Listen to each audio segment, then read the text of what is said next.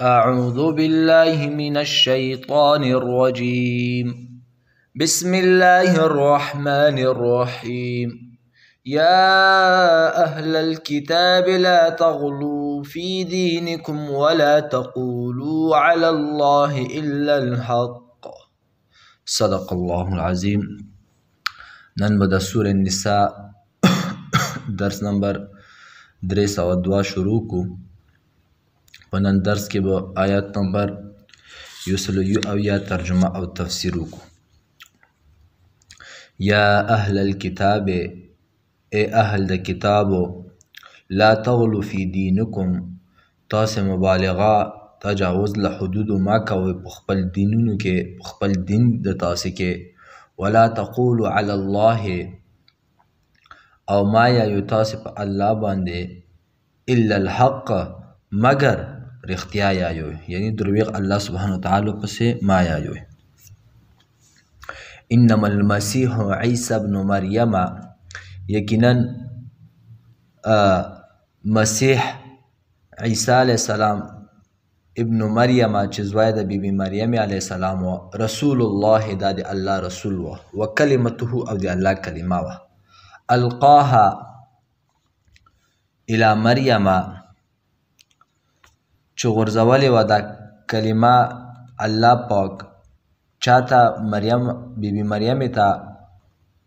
وروح منه، او دا عیسی علیه السلام روح دی له جانبه د الله.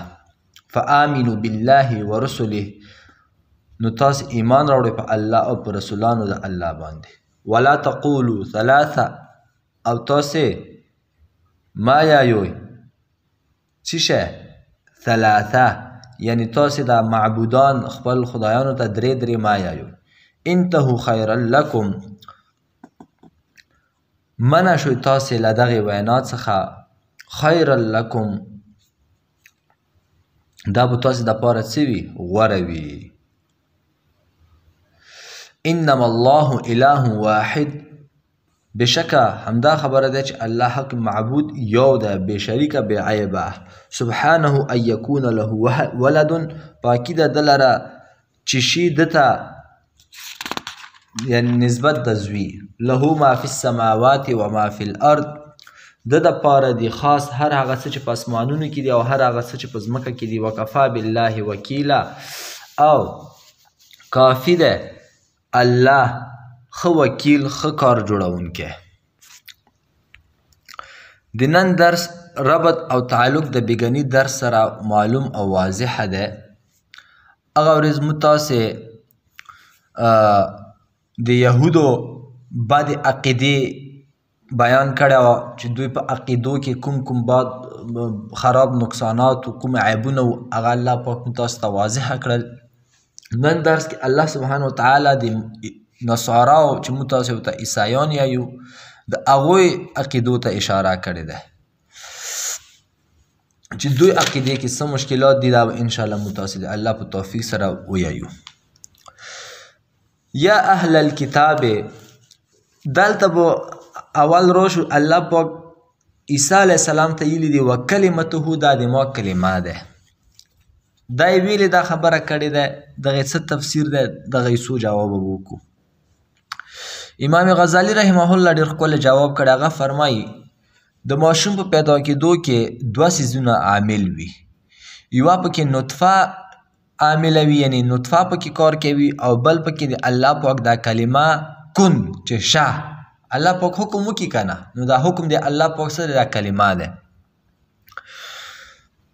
نو عیسی علیه السلام خو چې دا خو بغیر د پلاره پیدا شوی وه، یعنی نطفه پکې نه وه، او د الله پاک کلمه پکې صرف استعمال شوی وه چې پیدا شه. نو ځکه الله پاک و کلمته، دا کلمه د ما ده، خاص خپل طرف ته نسبت کړی ده، یعنی دلته د نطفې استعمال پکې نشته ده. یو جواب خدا شوی.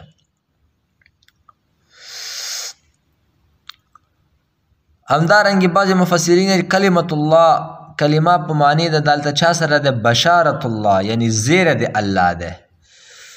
یعنی یو ځکه الله قرآن شریف کې دا ځکه الله پاک فرمای اذ قالت الملائکة یا مریم ان الله یبشرک بکلمة. الله پاک تا ته زیری درکوي په یوې کلمې سره، یعنی په کومې کلمې سره؟ په زیري سره. یعنی دا کلمه په معنا د زیری سره ده. نو عیسی علیه السلام هم زیری وکنه بیبي مریم د پاره متاسې د پاره د پیغمبر او پیغمبر پیدا کېدل دا څومره لوی زیری ده. او بعضې فرمایي چې نه کلمه په معنا د آیات او نښانې سره ده، نشانې سره. لکه نورو آیاتونو کې هم دا کلمې لفظ استعمال شوی معنا یې څه شي سره راغلی؟ نشانې سره متاسې کوو. نو عیسی علیه السلام هم دا د الله پاک یوه نشاني ده متاسې دپاره چې بغیر د پلاره څه شوی پیدا شوی. د بل یوه خبره ورکې روح منه چې دا عیسی علیه السلام دا روح دی د الله د طرفه. دا الله پاک خپل ځان ته دا نسبت ویلې کړی دی، هیڅ چا دپاره دا نسبت نه دی کړی چې دا ما طرفه روح دی، خو د عیسی علیه السلام دپاره دا نسبت کړی دی. نو دغه نه مفسرینو مختلف جوابونه کړي دي. اول جواب خو دا دی چې د کله یو څیز طهارت او پاکیزګۍ ته اشاره کیږي نو بیا هلته عربو کې دا قانون او قاعده ده چې د مبالغې دپاره روح لفظ استعمالیږي. نو عیسی علیه السلام هم ډېر پاک انسان و او بغیر د نطفې نه پیدا شوی و، نو ځکه الله پاک ورته د روح نسبت کړی دی او خپل ځان طرف ته نسبت کړی دی چې دا زما ته طرفه ده. مطلب دا نه نعوذ بالله چې د الله د طرفه پیدا شوی دی. صحیح شو؟ الله نه نو پیدا، بلکې الله په حکم سره څه شوی و؟ پیدا شوی و د بیبي مریم نه. لکه د یهودو نصارا او مرداره عقیده چې د هغوی یې چې عیسی علیه السلام د الله زوی و، نه داسې نه.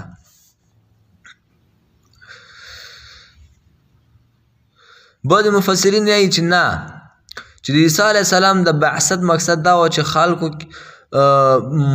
مړو زړونو کې روح واچوي. صحیح شو؟ او بیا هغه څه کې را ژوندي کي. نو همدارقم ته عیسی علیه السلام به هم دغه دنیا کې څه کار کوله؟ خلکو ته دعوت او تبلیغ ورکوله، خلکو کې به یو قسم ته روح چوله. نو ځکه الله پاک څه کړی دی؟ خپل ځان طرف ته نسبت کړی دی.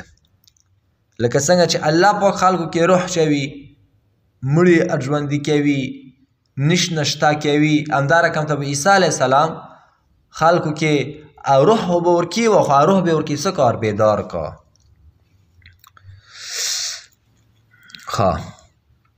یوه لطیفه به درته بیان کوم. علامه علوسي رحمه الله په خپل تفسیر کې لیکلی دی، یو نصراني د هغه مجلس ته راغله د هارون الرشید او هغه سره مناظره کوله علي ابن الحسین واقدي سره.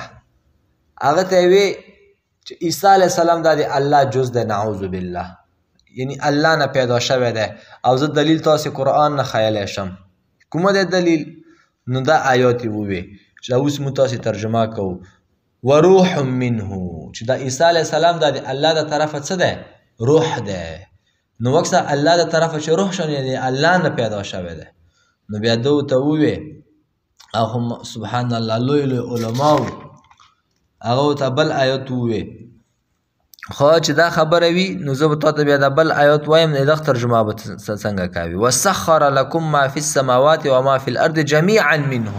الله پاک تاسې دپاره مسخر کړي دي هر هغه څه چې په اسمانونو او په ځمکه کې دي، جمیعا منه دا ټول د ده د طرفه دي. نو دا اسمانونه دا ځمکې هر څه دا د الله د طرفه دي، یعنی نعوذ بالله الله نه پیدا شوي، الله نه جوړ شوي دي. سړی مالته چپ شو. یعنی دا مطلب یې نه دی چې ته کوم مطلب خلې.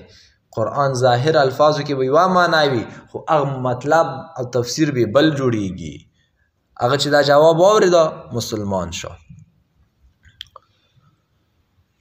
نو دغه آیات کې هم نن الله سبحانه وتعالی موږ تاسې ته د نصرانو عیسایانو یوه عقیده بیانوي چې هغه شی دی لا تغلو فی دینکم، تاسې په خپل دین کې غلو ما کوئ.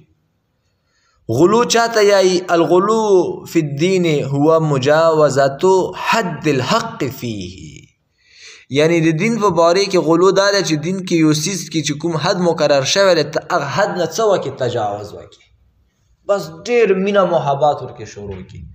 نصرانیانو کې عیسایانو کې هم دا مرض و چې عیسی علیه السلام سره دومره مینه محبت شروع کړه چې دغې درجې ته یې ورسولو چې بعضې وی چې دا د خدای زوی دی، بعضې وی چې نه دا د خدای خپله خدای دی نعوذ بالله، بعضې وی چې نه عیسی علیه السلام د خدای زوی دی او بیبي مریم هم همداسې څه دی خدای درجه یې ورکوله او درې واړه یې منله، خدای یې منله نعوذ بالله او عیسی علیه السلام بیا په خدای یې منله او بیبي مریم یې منله. نو دوی کې داسې مردارې فرقې جوړې شوې وې.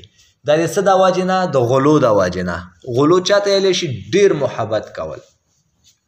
رسول الله صلی الله علیه وسلم حدیث شریف د خپلو صحابهو ته به وی متاسې ته هغه حدیث یعنی متاسې دپاره هم دی چې ما په حمد او ثنا کې به ډېره غلو نه کوئ، ډېر تعریف به نه کوئ، داسې نه چې د عیسایانو غونته تاسې هم ما خدای درجې ته ورسوئ. نه، زه هم د الله بنده او د الله رسول یم، د الله خپل مقام دی، د ما خپل مقام دی، نو ما به د خدای مقام ته نه رسوئ. مطلب دا دی د خبرې. هغه حدیث الفاظ دا دي لا تطروني كما أطرت النصارى عيسى ابن مريم فإنما أنا عبد فقولوا عبد الله ورسوله. سبحان الله. همدارقم ته دوی کې اوس هم دا مرض شته دی د خپل پاپان چې دي چې دوی په کلیساو کې چې کوم ملایان ناست وي هغوی څه یایي نه د خپل عوام هغوی ته څه یایي چې دا د الله والیان دي، دغو ته الله طرفه اوس هم څه کېږي میسیج ارسي، پیغامونه ارسي، یعنې وحي ورته ارسي. ډېره لویه مرتبه ورکوي. نه، د هر چا خپله مرتبه ده. همداسې بعضې خلک مسلمانانو کې ما لیدلي دي علماو ته ډېر زیات عزت ورکوي، دومره عزت ورکوي چې حتی قبرو ته سجدې شروع کړي، حتی قبرونو نه اعتکاف طواف کوي. نو دومره عزت هم نه دی پکار. علماو عزت کول پکار دي خو په خپل حده پورې، داسې نه چې خدای درجې ته یې ورسوي. نو عیسایانو کې دا رقم ته بد عقیده وه. بله عقیده یې شی وه چې دوی وی چې نه دا د الله زوی دی. الله پاک ورته وویل چې نه انما المسیح عیسی ابن مریم رسول الله، دا د بیبي مریم زوی دی او د ما څه دی رسول دی. هغوی څه عقیده وه یا خو دا عقیده وه چې دا د خدای زوی دی نعوذ بالله. صحیح شو. یا یې وی چې نه دا خپله خدای دی او یا یې څه وی چې نه د بیبي مریم هم څه دی دا د الله خدای یعنی خدای درجې کې دی. نو دغه نه متاسې شریعت څه کړي وو؟ منع کړي وو. همدارقم ته د دنیا محبت هم خپل حدود دي. دومره دنیا سره به محبت نه کوې چې بلکل ته د خپل دین نه په ووځې. دنیا به خپل حده پورې څه کوي مینه ورسه ساتې چې تا ضرورت به پوره وي، چاته سوال ونه کې، خپل 24 زندگی دې په تېره شي. همدارقم ته سنت او د بدعت حدود نبی علیه السلام بیان کړي دي. کل بدعت ضلاله و کل ضلاله فی النار. هر بدعت گمراهی ده او هر گمراهی انجام څه ده؟ جهنم ده. شاه ولی الله رحمه الله یو لوی عالم تیر شوی دی، هغوی به خپل کتاب کې لیکل حجت الله البالغه چې یهود او نصاراو کې دا مرض و چې خپل دین کې به غلو کوله او ځان نه به ورکې څیزونه زیاتول. الله پاک به ورته یو حکم کړی و، دوی به هغه مثال خبره الله پاک به ورته ویلي و چې تاسې دغه ټایم کې لمونځ کوئ او د یو ټایم لمونځ کوئ. دوی به هغه وخت کې 3-4 وخته په زور لمونځونه ځان نور هم څه کړل فرض کړل. نو همداسې وخت تېرېدا حتی داسې وخت به راغی چې بیا نوي نسل ته دا معلومات نه کېده چې اصل دین کوم یو دی او دا نوی بدعت پکې کوم یو دی. نو ګاډه واډه لوبه شوه. نو موږ ته مسلمانانو ته هم دا حکم دی چې څه موږ ته الله او د الله رسول ښیلي هماغه کوئ. بعضې د وچې بزرګان وي ځان نه بس یو شی په ځان نه څه کي فرض او واجب کي. نه، ته د خپل فرض او واجب سر ته ورسوه، نوره خو لا پرېږده.